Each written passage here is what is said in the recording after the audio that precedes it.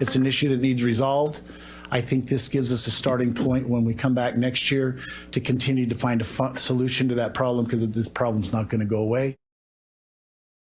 And it hasn't gone away. And it didn't take long for Idaho lawmakers to get situated in the starting blocks this session for when it does come up again with a school choice bill that might actually have a chance of clearing the State House.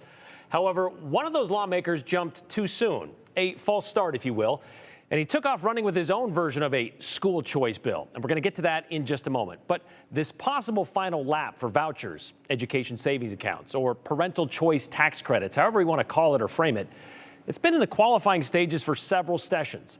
It all began in the late stages of 2022, one of the last days of the session.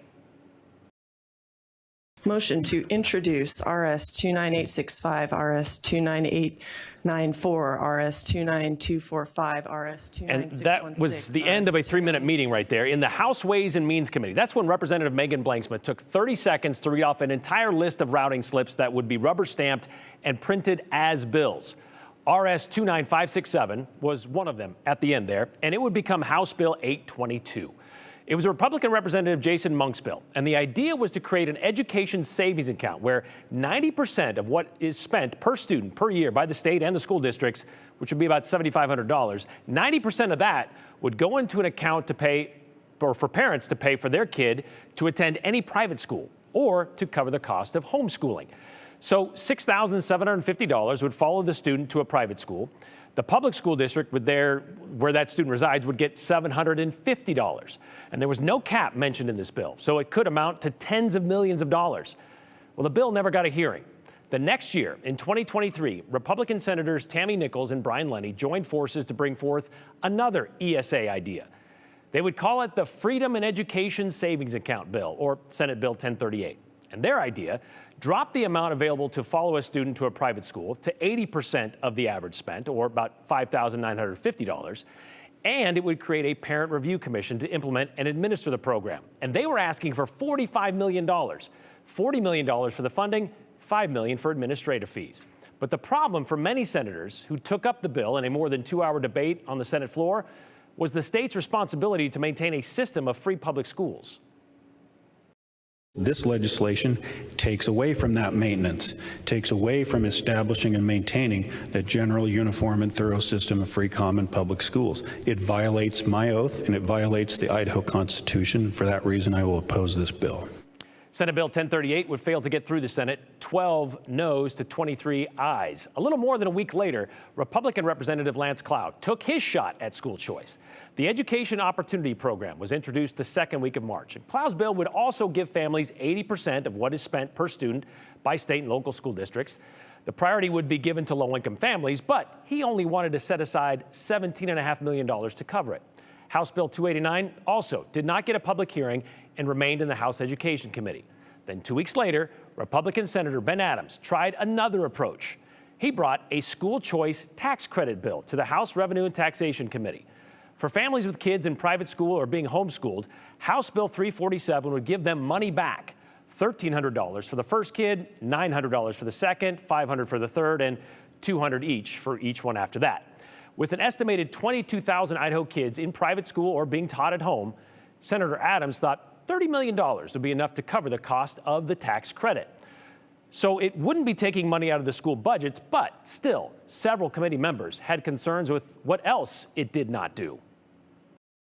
Is it your intent that there is no accountability as far as kids being held to a standard for grade level and so on and so forth, or is it just free and unregulated? The accountability comes with that parent investing in their kids' education that they're already doing. They've already made that decision. I don't want to make it more regulated. My email box has blown up over the last 3 weeks, and I've had hundreds and hundreds of people say they don't want to spend public money on private education.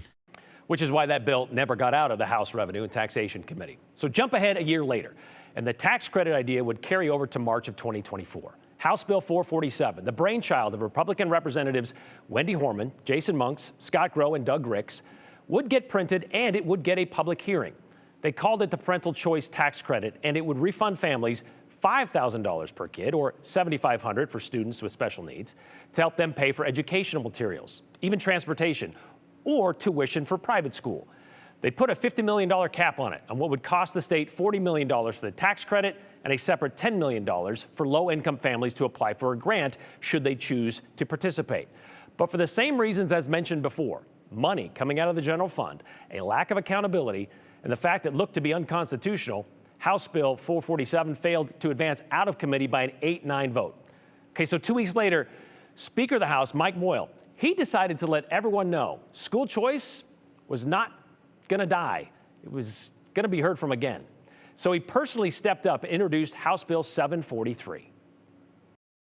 This RS is one that probably is not going to go anywhere. I know there's a lot of people that are concerned that it will, but let me explain. I have always felt that school choice was important. It's an issue that I think needs resolved, and it's an issue that's not going to go away, and I want it resolved.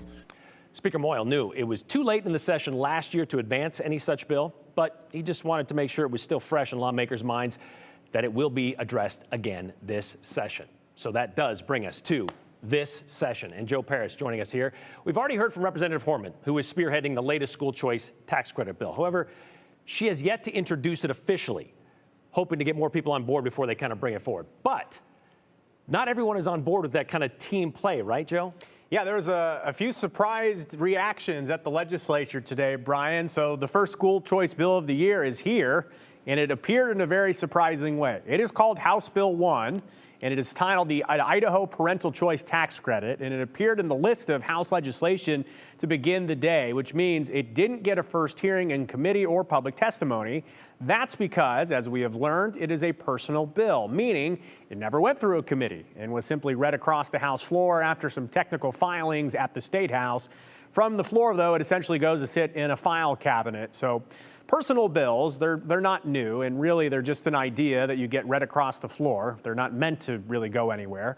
No surprise that this legislative session was starting with a surprise because of a freshman lawmaker, Representative Clint Hostetler, making a splash in his first week. And I reached out to him to chat about why he did his personal bill and what his idea was. Didn't hear back from him. Hopefully we will soon. But speaking for itself, his legislation, again, House Bill 1, it's proposing of using up to $250 million to pay for $9,500 refundable tax credits for qualified education expenses per student. Similar to other ideas, just a bigger number than the $50 million proposal that we heard about earlier this week. So again, this is just one lawmaker's idea. They followed the rules. They're allowed to do things like this. But his legislation echoes a theme that lawmakers will continue to battle over, and as we just showed you, have for years: accountability. We heard from Governor Little in the State of the State address on Monday saying that the Idaho way to do this is fair, responsible, transparent, and accountable. What does accountability even look like? Students in a public school, for example, they take tests in part to show how they're doing, and the results of those tests help indicate how schools are using millions of tax dollars. The legislation, House Bill 1 and others like it, so far, no mention of any testing or evaluation concepts. Only some room for financial audits by the State Tax Commission if they somehow get a tip that a family isn't using money for qualified expenses. This is not unique to Idaho, though. Former Arizona Governor Doug Ducey rallied lawmakers on Monday this week at the State House, and he was the governor of Arizona when their education savings accounts, a similar program there, he signed it into law. Here's what he had to say about accountability. The accountability is with the parents. That's where the real accountability is. But I don't think testing should be the only way to do this. And why don't we trust parents and trust freedom, give them the dollars available, and let them educate their child the way they see fit, and see how that works. There are families that love Arizona's system, but there are those that criticize it for a lack of public accountability, return on investment for taxpayers, even criticizing because they don't have to publish if anyone graduated from these homeschools or these private schools, and they never know what the money's going to go to. So this is also a similar situation that we had with JFAC co-chair Wendy Horman this week, who also says, have you heard other people talking about, Brian, that accountability, it should be with the parents. So as we highlighted in Brian's tour through history of this, one of the holdups of this from lawmakers and the general public is accountability. With this conversation starting this way and at least two versions floating out there, the question is already out there, is this doomed to fail? It's worth pointing out a lot of the people we heard from in that tour of history are no longer in the State House.